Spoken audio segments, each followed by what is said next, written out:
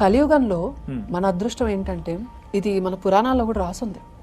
చాలా మంది ఋషులు, వేద పురుషులు అందరూ కూడా, దేవతలు కూడా సైతం, కిన్నెరలు, కింపురుషులు అందరూ మేము ఈ యుగంలో ఎందుకు పుట్టలేదు అని బాధపడ్డారట.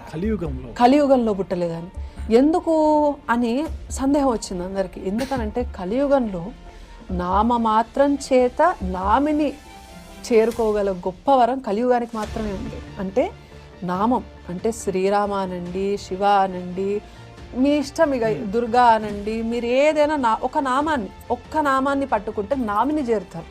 అంటే మీరు శివ అన్న నామం పట్టుకుంటే శివుణ్ణి చేరుతారు. కృష్ణ అన్న నామం పట్టుకుంటే నామిని ఎవరు దీనికి అధికారి కృష్ణ అనంటే ఎవరు, ఆ కృష్ణుని చేరుతారు.